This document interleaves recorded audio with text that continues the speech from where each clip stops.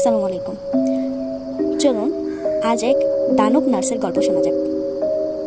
তোমরা কি কখনো ভেবেছো একজন নার্স যে কিনা মানুষের জীবন বাঁচায়, সেই যদি মৃত্যুর ফেরেস্তা হয়ে ওঠে? হ্যাঁ, এটা কোনো গল্প নয়, এটা একটা বাস্তব ঘটনা। নাম তার নিলস হোগেল। জার্মানির একটি ছোট শহরে জন্মগ্রহণ করেন নিলস হোগেল। দেখতে একেবারেই সাধারণ, বন্ধুদের কাছে সে মিশুক আর ভালো মানুষ হিসাবে পরিচিত।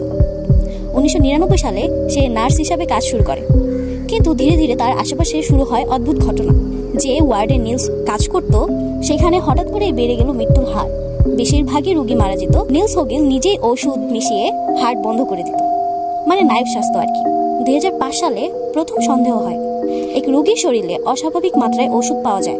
তদন্ত শুরু হয় আর বেরিয়ে আসে একের পর এক লোমহর্ষক তথ্য। 2019 সালে জার্মান কোর্টে প্রমাণিতও হয় নিলস হোগেল অন্তত 85 রোগী ইচ্ছাকৃতভাবে হত্যা করে। আসল সংখ্যা প্রায় 200-র উপরেও হতে পারে। সে হয়ে ওঠে ইউরোপের ইতিহাসের অন্যতম সিরিয়াল কিলার। মানুষ যে কিনা দায়িত্ব নিয়েছিল জীবন বাঁচানোর, সেই হয়ে উঠল মৃত্যুর দৈত্য। এটি ছিল নিলস হোগেলের গল্প, একজন নার্সের মুখোশে লুকিয়ে থাকা দানব। এমন আরও বাস্তব ভিডিও ও গল্প পেতে সাবস্ক্রাইব করো আর কমেন্ট করে জানিও এরপর কার গল্প শুনতে চাও।